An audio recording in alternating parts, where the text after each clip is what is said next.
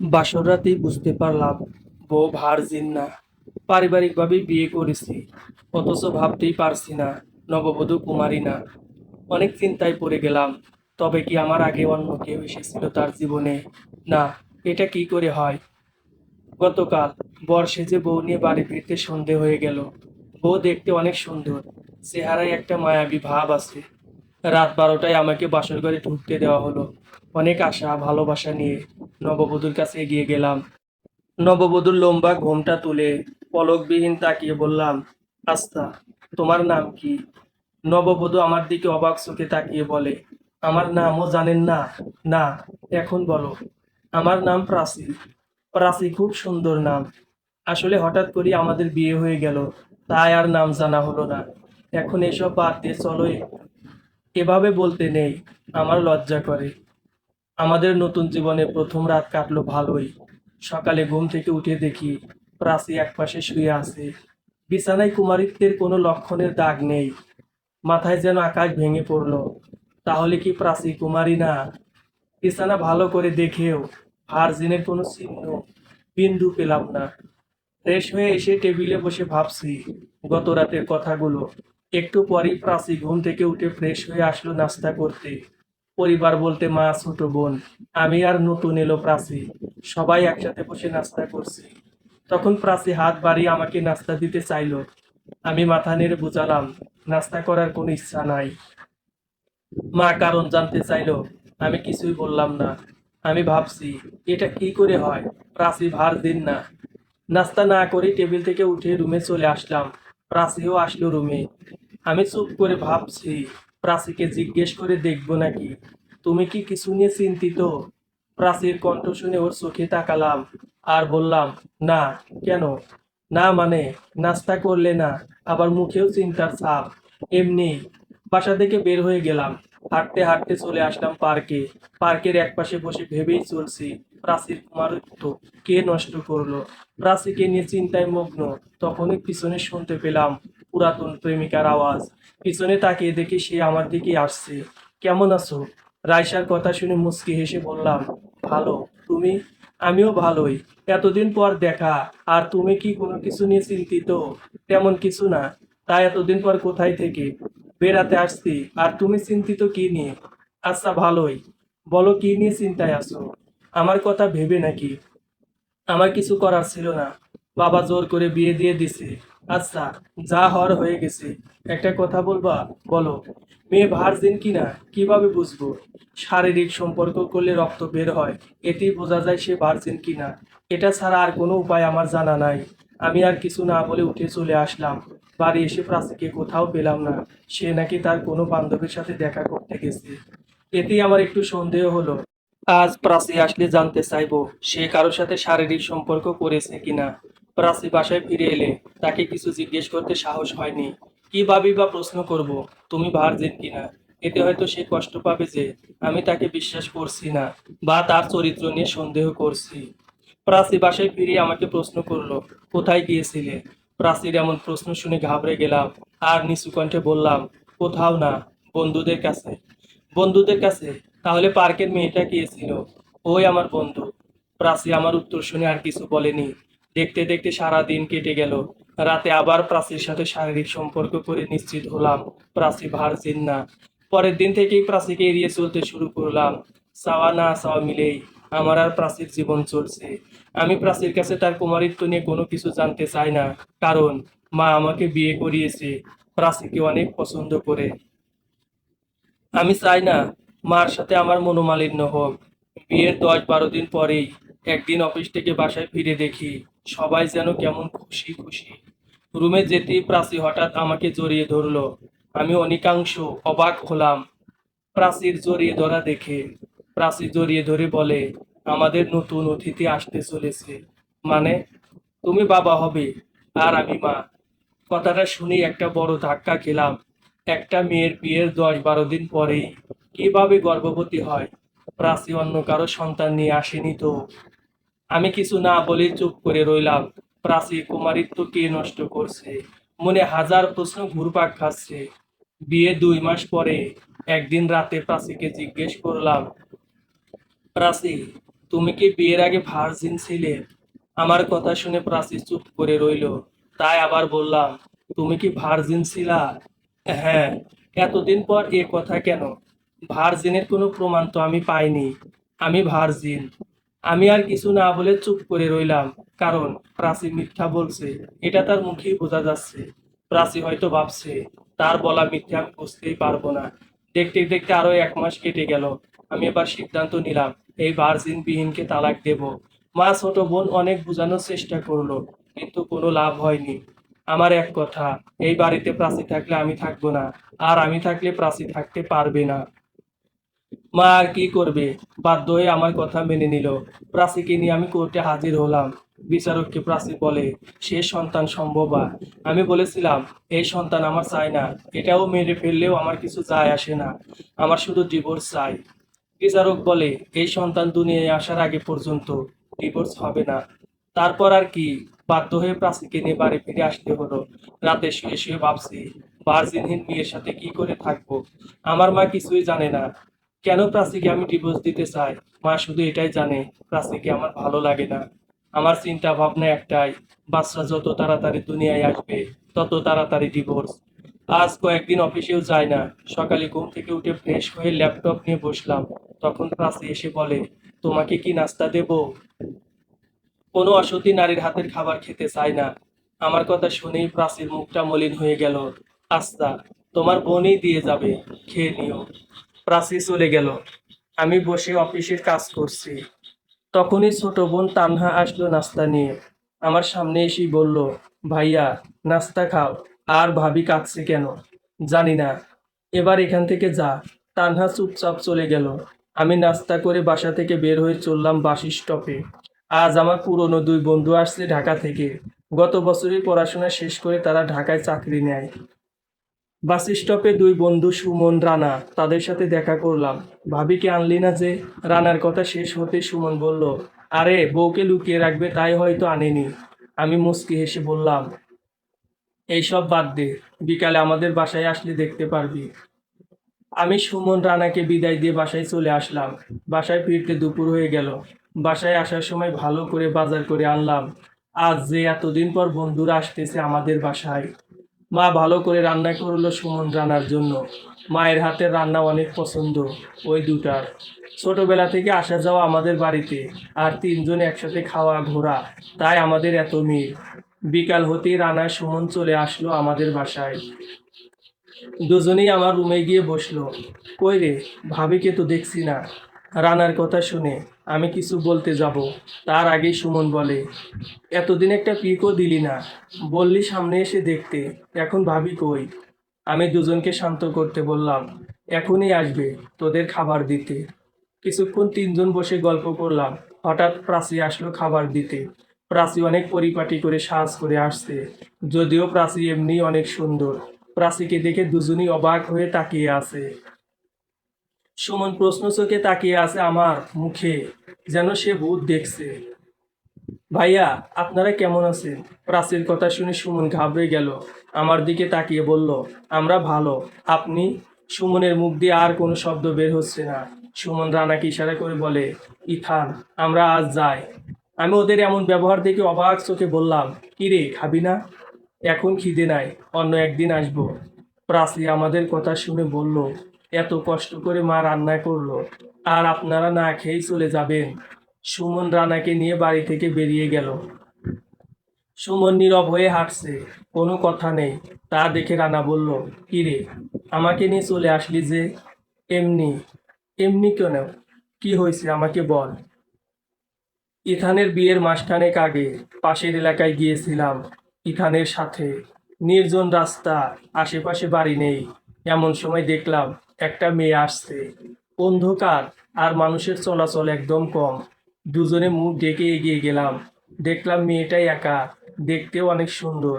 সেদিন ইথান মেয়েটাকে ধর্ষণ করেছিল, আর আমি ধর্ষণ করতে ইথানকে সাহায্য করেছিলাম।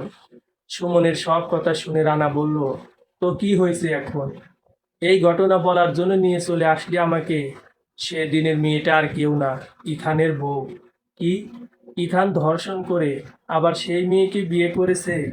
আরে ও তো রাতকানা রোগে আক্রান্ত ছিল, সে রাতে ভালো করে দেখে না, তাই হয়তো বিয়ে করে নিয়েছে। তাহলে ইথানের বউ তো কি বা ইথানকে কেন চিনল না? মুখ ঢাকা ছিল সেদিন।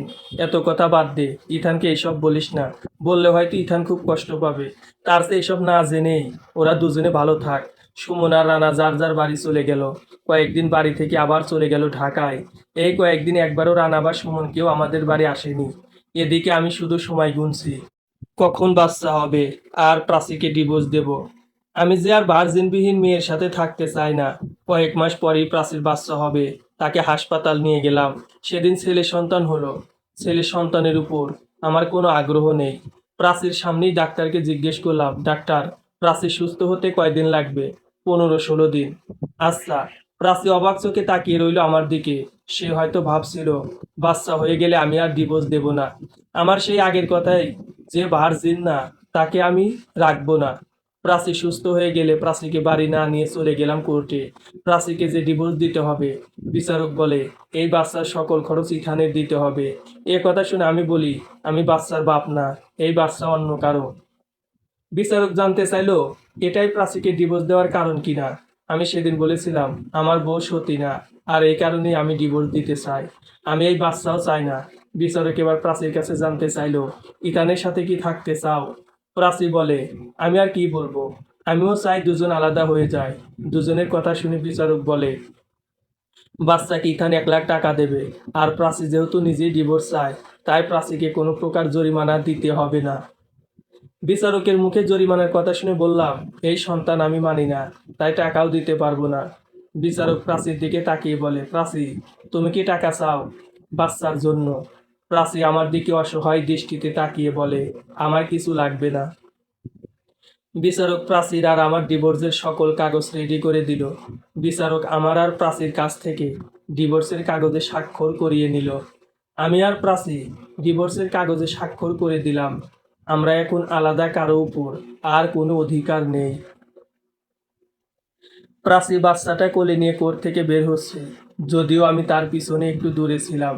প্রাচী যখনই কোর্টের বাহিরে আসলো, তখনই কেউ একজন বলল, প্রাচী, কেমন আছো তুমি?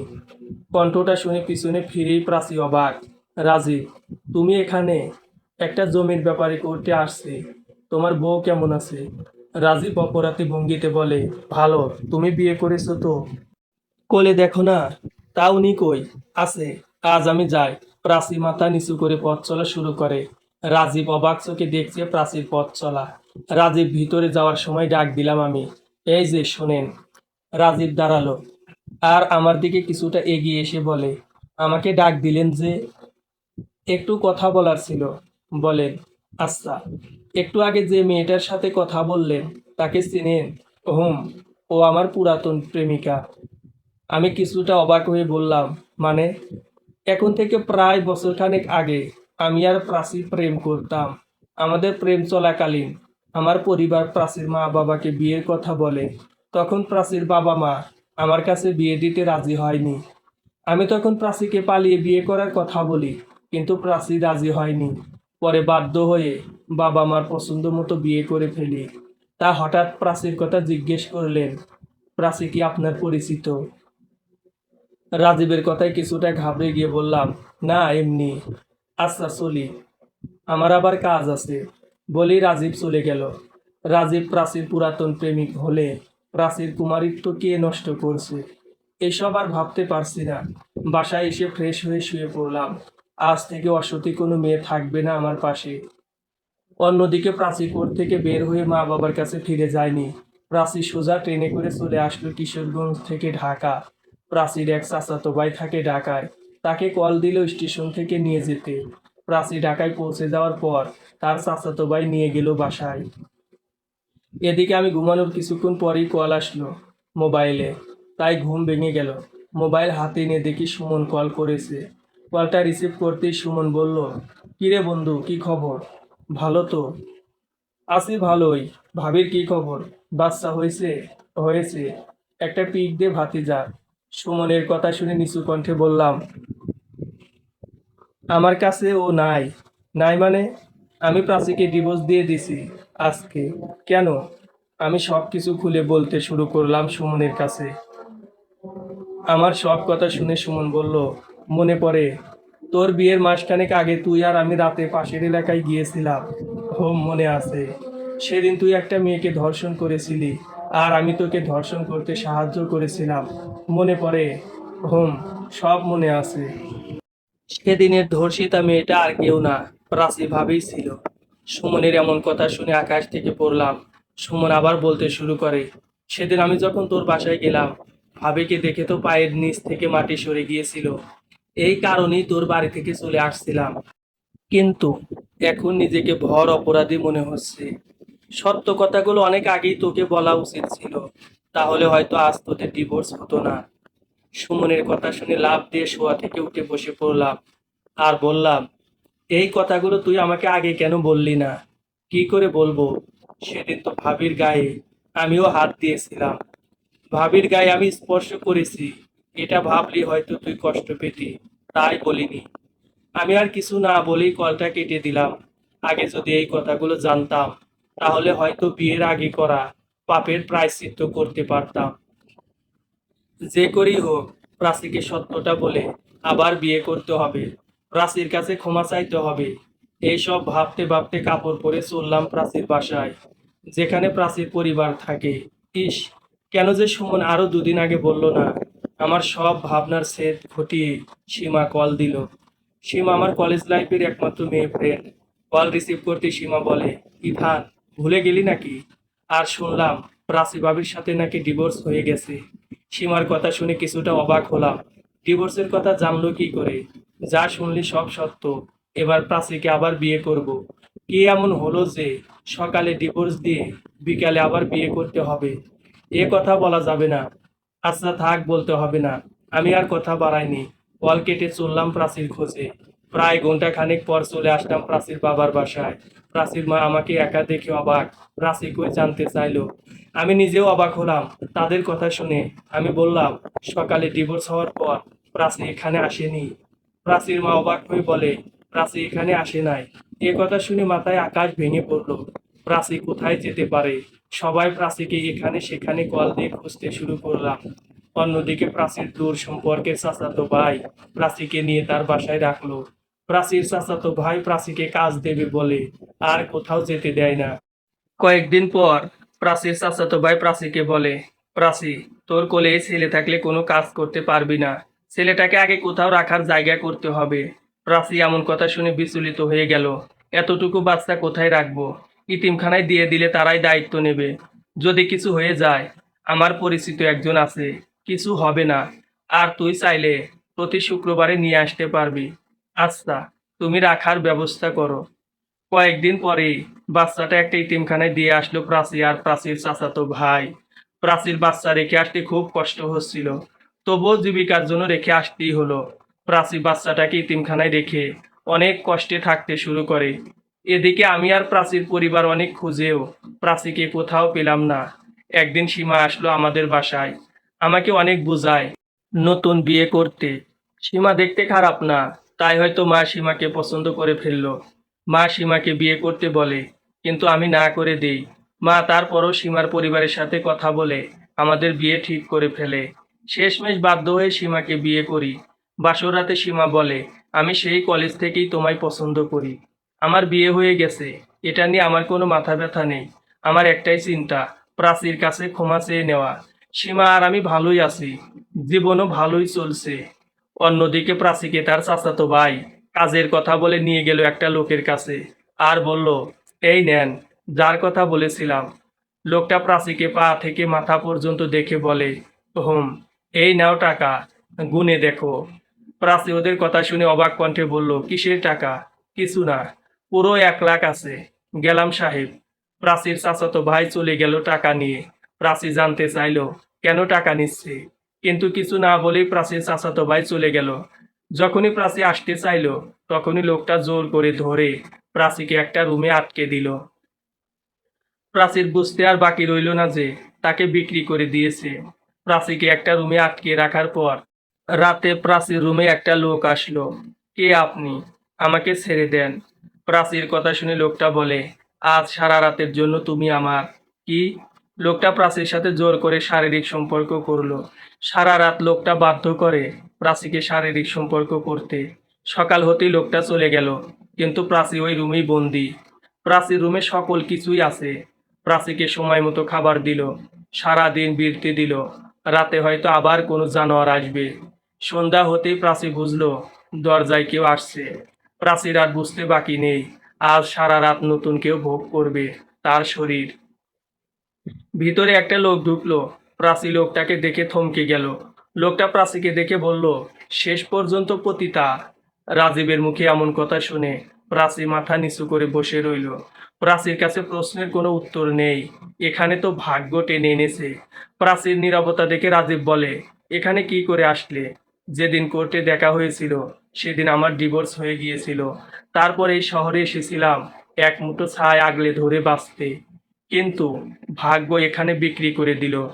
রাজীব প্রাচীর কথা শুনে বিছানায় প্রাচীর কাছে গিয়ে বসলো আর বলল, চলো শুরু করি। পুরাতন সেই জিনিস আবার কখনো ফিরে পাবো ভাবতেই পারছি না। এই তোমার আসল রূপ। তুমি না আমাকে ভালোবাসতে। সারা রাতের জন্য টাকা দিয়ে নিছি, টাকা উসুল না করেই ছেড়ে দেব? প্রাচী অসহায় চোখে তাকিয়ে আছে রাজীবের দিকে। রাজীব কোনো দিক না ভেবেই প্রাচীকে বিছানায় শুয়ে দিল। প্রাচীর সাথে জোর করে শারীরিক সম্পর্ক করলো। সকাল হতেই প্রাচীর নিথর দেহ ফেলে চলে গেল রাজীব। প্রাচীর শরীরে যেন কোনো শক্তি নেই। এভাবেই চলছে প্রাচীর পতিতালয়ের জীবন। এদিকে আমার আর সীমার জীবন ভালোই কাটছে। এখনো আমি প্রায় খুঁজে বেড়াই প্রাচীকে, তার কাছে ক্ষমা চাওয়ার জন্য। কয়েক মাস পরেই সীমার বাচ্চা হবে। মা, ছোট বোন, সীমার পরিবার সবাই অনেক খুশি। আমি প্রাচীকে প্রায় ভুলেই গিয়েছি। এখন আর প্রাচীকে খুঁজতে যাই না। আমার জীবন ভালোই চলছে। চাকুরি আর পরিবার, এ যেন এক সুখ রাজ্য। হঠাৎ একদিন সুমন কল দিল। ইথান, কেমন আছোস? ভালো, তুই? আমি মনে হয় আর বাঁচবো না। সুমনের কথা শুনে অবাক হয়ে গেলাম। কি যা তা বলছে এসব? কেন, কি হয়েছে? আমার শরীরে HIV ধরা পড়ছে।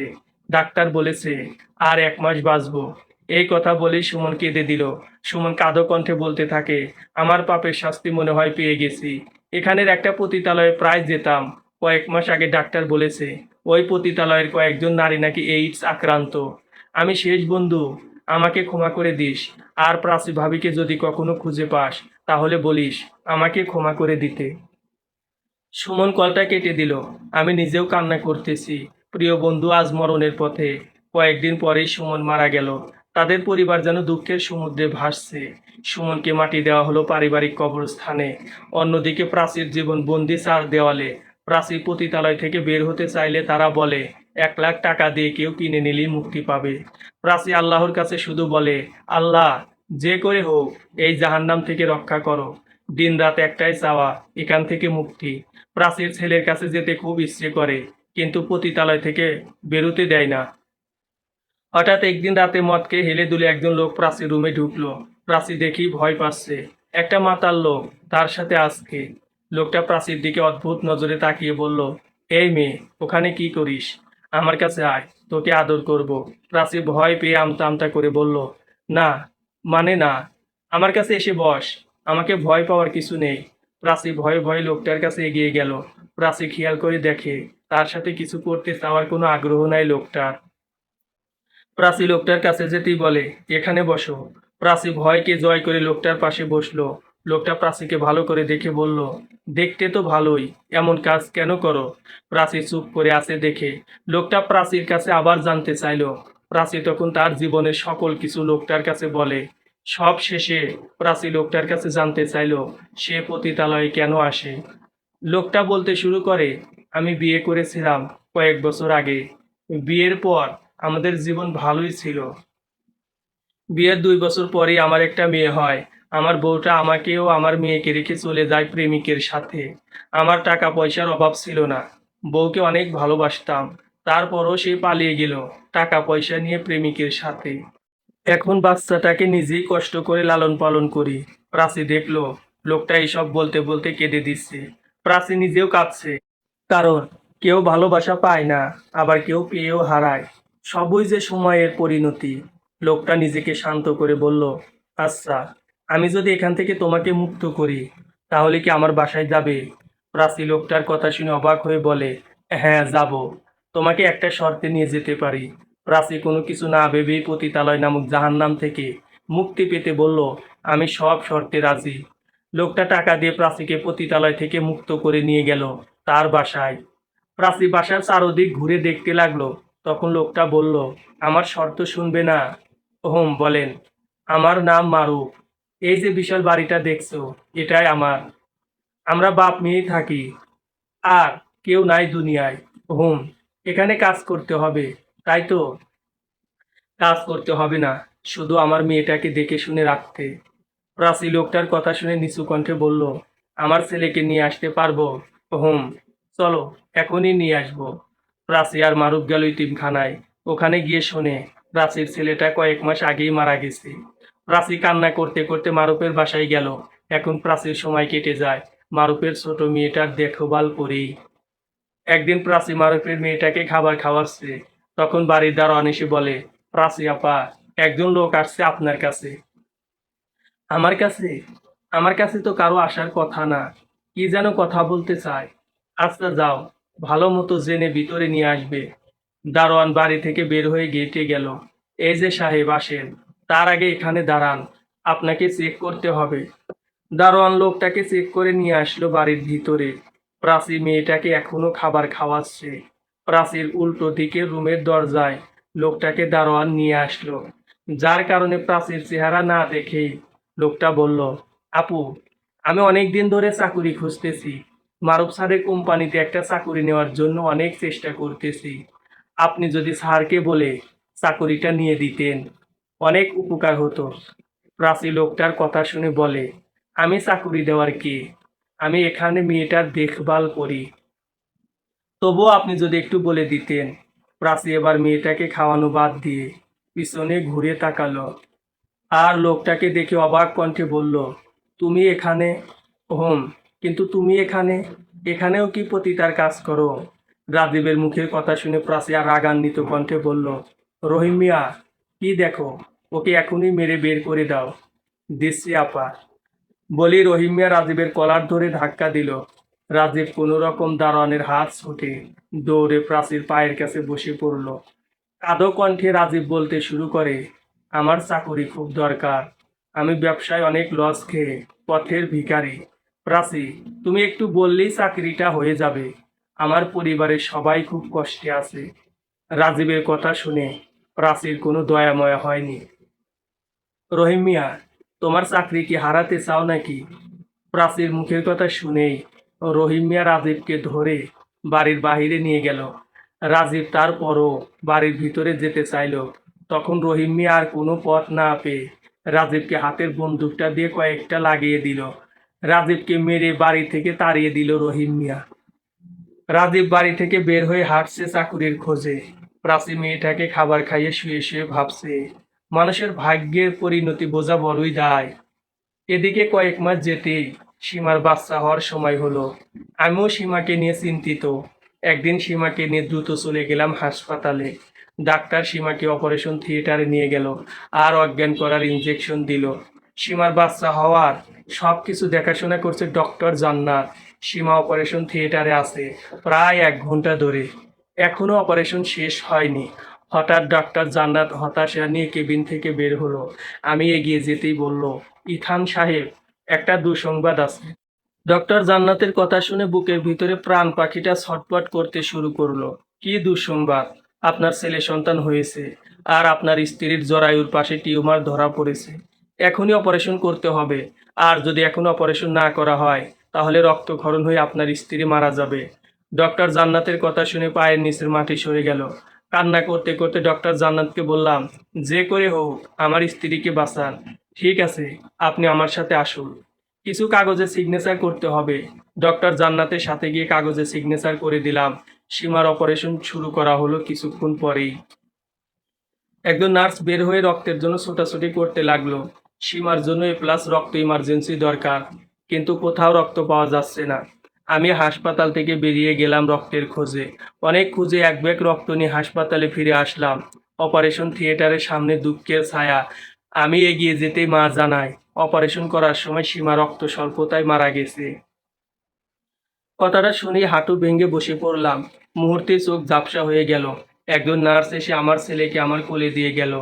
ছেলেটাকে জড়িয়ে ধরে কান্না করে যেতেই লাগলাম। মা আর ছোট বোন অনেক বোঝানোর চেষ্টা করতে লাগলো।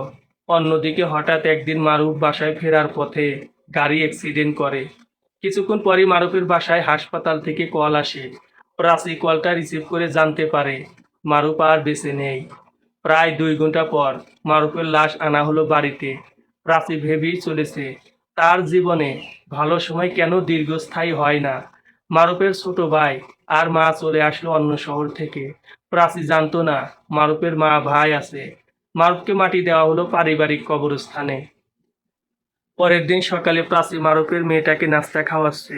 তখনই মারুফের মা এসে বলে, এই বাড়িতে কি বসে বসে খাওয়ার জায়গা? প্রাচী কোনো উত্তর না দিয়ে মেয়েটাকে রুমে রেখে তাদের সামনে আসলো। তখন মারুফের মা আবার বলে, এই বাড়িতে তুমি থাকার কে? এখনই বাড়ি থেকে চলে যাও। প্রাচী কিছু বলতে যাবে, তার আগেই মারুফের ভাই এসে প্রাচীকে মারতে শুরু করে। প্রাচীর চিৎকার শুনে মারুফের মেয়েটা এসে প্রাচীকে জড়িয়ে ধরলো। মারুফের মেয়েটাকে রেখে প্রাচীকে চলে যেতে বলে মারুফের মা। প্রাচীর নামে যে ব্যাংক অ্যাকাউন্ট করেছিল মারুফ, সেটার কাগজ নিয়ে প্রাচী বাড়ি থেকে বেরিয়ে আসলো। প্রাচী বাড়ি থেকে বেরিয়ে সোজা চলে গেল ব্যাংকে। প্রাচী কিছু না জেনেই অ্যাকাউন্ট থেকে 10,000 টাকা তুলে চলে গেল একটা বস্তিতে। প্রাচী বস্তিতে একটা ছোট ঘর ভাড়া নিল। প্রয়োজনীয় সব কিনে আনার আগেই টাকা শেষ। প্রাচীর মনে পড়লো অ্যাকাউন্টে কত টাকা আছে তা জানা হলো না। পরের দিন প্রাচী একটা চেক লিখে নিল 20,000 টাকা। ব্যাংকে গিয়ে টাকাও পেয়ে গেল। প্রাচী টাকা হাতে পেয়ে ম্যানেজারকে বলে, এই অ্যাকাউন্টে কত টাকা আছে? ম্যানেজারের কথা শুনে প্রাচী বিশ্বাস করতে পারছে না। মারুফ গত 1 বছরে তার নামে 50 লাখ টাকা রেখেছে। প্রাচীর হাতে আলাদিনের প্রদীপ পাওয়ার মতো অবস্থা। প্রাচী ঘরে ফিরে বসে ভাবতে লাগলো কি করে নিজের প্রায় দাঁড়ানো যায়। এদিকে সীমার মৃত্যুর কয়েকদিন পরেই আমার ছেলেটা ভীষণ অসুস্থ হয়ে পড়ে। ডাক্তার ছেলেটাকে ভালো করে পরীক্ষা করলো। রিপোর্ট হাতে নিয়ে ডাক্তার বলল, ইতান সাহেব, আপনার ছেলেটার রক্তে একটা রোগ ধরা পড়েছে। ওর কি হয়েছে? আপনার ছেলের ব্লাড ক্যান্সার। কথাটা শোনা মাত্রই মাথায় যেন আকাশ ভেঙে পড়লো। ভালো হবে না। আমার এক বন্ধু ডাক্তার রিয়াজ, তার কাছে যান, ঠিকানা দিয়ে দিচ্ছি। ঠিকানা নিয়ে পরের দিন ডাক্তার রিয়াজের কাছে গেলাম। ডাক্তার রিয়াজ কয়েকদিন চিকিৎসা করার পর হঠাৎ ছেলেটা মারা গেল। আমি বুঝতেই পারছি না আমার সাথে কেন এমন হচ্ছে। এ কোন পাপের শাস্তি ভোগ করছি আমি? এটা কি প্রাচীর সাথে করা অন্যায়ের কর্মফল? প্রাচী কেমন আছে এখন? প্রাচীর কি আমার কথা মনে পড়ে? আমি যদি সেদিন ভার্জিন না খুঁজতাম, তাহলে হয়তো এখন জীবনটা অনেক রঙিন থাকতো। এখন আমি বড় একা। প্রাচীর কথা খুব মনে পড়ে। প্রাচীর সাথে করা খারাপ ব্যবহারগুলো মনটাকে কুড়ে খায়। এখনো প্রাচীকে প্রায় খুঁজি, কিন্তু ভাগ্য প্রাচীর সন্ধান দেয় না। অন্যদিকে প্রাচী অনেক ভেবেচিন্তে সেই টাকা দিয়ে একটা ছোট গার্মেন্টস দিল। তাতে কয়েকটা মেশিন ও লোক নিয়ে ব্যবসা শুরু করলো। কয়েক মাস পরেই ব্যবসায় অনেক লাভ হতে শুরু করে। প্রাচীও লাভের টাকায় গার্মেন্টস বড় করতে থাকে। ধীরে ধীরে প্রাচীর বাড়ি গাড়ি সবই হতে লাগলো। এদিকে আমার হঠাৎ করেই চাকরি চলে যায়। আমার কাছে তেমন জমানো টাকাও ছিল না। তাই ঘরে অভাব অনটন দেখা দেয়। চাকরির জন্য অনেক চেষ্টা করে ব্যর্থ হলাম। বাধ্য হয়ে ঢাকা শহরে চলে আসি। একটা মেসবাড়িতে অনেক কষ্টে থাকার ঠাঁই করলাম। প্রতিদিন চাকরির খোঁজে বেরিয়ে যেতাম, কিন্তু কোথাও চাকরি হতো না। বুঝতে পারলাম চাকরি পেতে হলে বাবার টাকা নয়তো মামা চাচার ক্ষমতা থাকাটা বাধ্যতামূলক। এখানে সার্টিফিকেট কোনো বিষয় না। একদিন এক কোম্পানিতে ম্যানেজার পদের জন্য ইন্টারভিউ দিতে গেলাম। ইন্টারভিউ রুমে ঢুকে সামনে যাকে দেখলাম সে আর কেউ না, প্রাচী। অবাক নয়নে প্রাচীর দিকে তাকিয়ে রইলাম। নিজের চোখের দেখাকে বিশ্বাস করতে পারছি না। প্রাচীকে দেখে খুশি হব নাকি প্রাচীর অবস্থান দেখে অবাক হব, কিছুই মাথায় ঢুকছে না। আমি অবাক কণ্ঠে বললাম, প্রাচী, তুমি এখানে? ফাইল দেখা বাদ দিয়ে প্রাচী আমার দিকে ফিরে তাকালো আর অবাক চোখে কিছুক্ষণ তাকিয়ে থেকে বলল, এটা অফিস, এটা কারো বাসা বাড়ি না। আশা করি আপনি আমার কথার মানে বুঝতে পেরেছেন। প্রাচীর কথা শুনে কিছুটা কষ্ট পেলাম। মুচকি হেসে বললাম, সরি ম্যাম। হুম, এবার ঠিক আছে। আপনি কি চাকরির জন্য এসেছেন? জি, আমার একটা চাকরি খুব দরকার। দেখি আপনার সিভি। প্রাচী আমার সিভি কিছুক্ষণ দেখে বলে, আপনি এখন আসতে পারেন। আপনাকে কল দিয়ে জানিয়ে দেওয়া হবে চাকরিটা হবে কিনা। প্রাচীর কথা শুনে মুচকি হেসে চলে আসতে যাব, কিন্তু নিজের বিবেক বাধা হয়ে দাঁড়ালো। প্রাচীর দিকে করুণ নয়নে তাকিয়ে বললাম, আমার ছেলেটা কেমন আছে? প্রাচী আমার দিকে ছলছল চোখে তাকিয়ে বলল, ও আপনার ছেলে ছিল না, ও আমার নিজের ছেলে ছিল। বিয়ের আগে সেই কলঙ্কিত রাতে তোমার জীবনে যে এসেছিল সে আর কেউ না, আমি।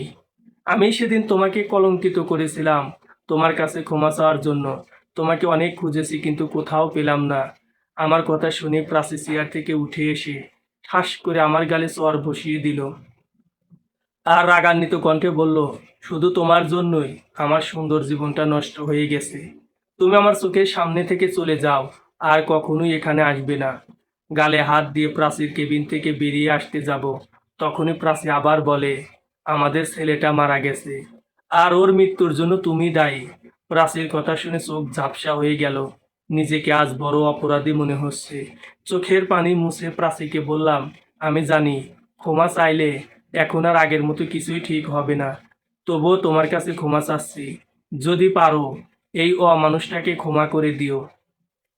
বলেই প্রাচীর কেবিন থেকে বেরিয়ে চলে আসলাম। আমি জানি প্রাচীর এখানে আমার মতো কোনো অমানুষের চাকরি হবে না। বিকালে বসে আছি, এমন সময় একটা কল আসে। কলটা রিসিভ করে জানতে পারলাম প্রাচীর ওখানে আমার চাকরি হয়ে গেছে। রাতে শুয়ে শুয়ে ভাবছি প্রাচী তার চোখের সামনে থেকে চলে যেতে বলেছিল, তবে প্রাচী কেন আমাকে চাকরি দিল। কয়েকদিন পরেই প্রাচীর অফিসে জয়েন করলাম। অফিসের কাজ ছাড়া প্রাচী আমার সাথে তেমন কথা বলে না। আমি কথা বলতে চাইলে কোনো গুরুত্ব দেয় না। প্রাচীর এমন ব্যবহার আমাকে মনে করিয়ে দিচ্ছিল প্রাচীকে করা আমার অবহেলা আর অপমানের কথা। একদিন অফিসের বেলকনিতে দাঁড়িয়ে সিগারেট খাচ্ছিলাম, এমন সময় প্রাচী এসে বলে, এটা অফিস, সিগারেট খাওয়ার জায়গা না। Sorry ma'am. তা সিগারেট খান কেন? আপনার স্ত্রী কি খুব চাপে রাখে নাকি? স্ত্রী নাই? কেন, বিয়ে করেননি নাকি? বিয়ে করেছিলাম, সে মারা গেছে 6 মাস আগে। ওহ আচ্ছা, আপনি আপনার কাজে যান আর সিগারেট বেশি খাবেন না। বলেই প্রাচী চলে গেল। আমার সাথে প্রাচীর অপরিচিত ব্যবহার হওয়ারই কথা। প্রাচী এখন কোম্পানির মালিক আর আমি তার কর্মচারী। মাঝে মাঝে প্রাচীর দিকে দূর থেকে তাকিয়ে আর প্রাচীর সাথে করা অবহেলার কথা মনে করি। নিয়তির বিধান বোঝা বড়ই কঠিন। কার জীবন কখন তিনি পরিবর্তন করে দেবে বোঝা বড় দায়। অফিস থেকে বের হয়ে রাস্তা পার হচ্ছিলাম, এমন সময় একটা গাড়ি এসে ধাক্কা মারে। আমি রাস্তার পাশে পড়ে গেলাম। চোখ বন্ধ হয়ে যাচ্ছিল। কিছু মানুষের হইচই কানে ভেসে আসছিল। তারপরে আর কিছু মনে নেই। যখন জ্ঞান ফেরে তখন নিজেকে হাসপাতালে আবিষ্কার করি। আমার পাশেই প্রাচীকে বসে থাকতে দেখে অবাক হলাম। আমি উঠে বসতে যাব, তখনই প্রাচী বলে উঠল, আরে আরে কি করছো? বলেই প্রাচী আবার আমাকে শুয়ে দিল। আমি শুয়ে প্রাচীকে অপলক দেখতে লাগলাম। প্রাচীর চোখ দুটো লাল হয়ে আছে। নীরবতা ভেঙে আমি বললাম, আমি এখানে কি করে আসলাম? তুমি কি করে আসবে? তোমাকে এখানে নিয়ে আসা হয়েছে। আর একটু হলেই তো মরে যেতে। তোমার সাথে অনেক অন্যায় করেছি, আমার মরে যাওয়াই উচিত ছিল। মৃত্যুর কথা শুনেই প্রাচী আমার মুখ চেপে ধরলো আর বলল, মরার কথা আর কখনো বলবে না। আমার সাথে যা হয়েছে এটা আমার ভাগ্যে ছিল। ভাগ্য আমাদের সাথে এক আজব খেলা খেলেছে, এতে তোমার কোনো দোষ নেই। প্রাচীর কথা শুনেই বুঝতে পারলাম আমার জন্য একটু হলেও তার মায়া হয়। দুজনেই চুপচাপ বসে আছি। নীরবতা ভেঙে প্রাচী বলল, আচ্ছা, আমি যদি তোমার কাছে ফিরে আসতে চাই তবে কি আমায় গ্রহণ করবে? আমি কিছুক্ষণ চুপ থেকে বললাম, না, কারণ আমি তোমার যোগ্য না। প্রাচী আমার কথা শুনে মায়াবী চোখে তাকিয়ে বলল, চলো না, দুজনে আবার নতুন করে জীবনটা শুরু করি। সেদিন প্রাচীর চোখে আমার জন্য গভীর ভালোবাসা দেখেছিলাম। হাসপাতালে আমি 2 দিন ছিলাম। এই 2 দিন প্রাচীর সাথে অনেক পুরাতন কথা শেয়ার করেছিলাম। আমার আর সীমার বিয়ে, বাচ্চা, ছেলেটা ব্লাড ক্যান্সার, আমার বন্ধু সুমনের অকাল মৃত্যু, সব কিছু প্রাচীর কাছে বলেছিলাম। প্রাচীও তার পতিতালয় থেকে শুরু করে সব কিছুই আমার সাথে শেয়ার করলো। আমি আর প্রাচী আজ দেশের বাড়ির উদ্দেশ্যে রওনা দিলাম। ঢাকা থেকে কিশোরগঞ্জ যাত্রাপথে দুজনে চিন্তা করলাম বাড়ি গিয়ে দুই পরিবারকে একত্র করে দুজনে আবার বিয়ের বন্ধনে আবদ্ধ হব। সমাপ্ত। পুরো গল্পটা কেমন লাগলো সকলে জানাবেন। ধন্যবাদ।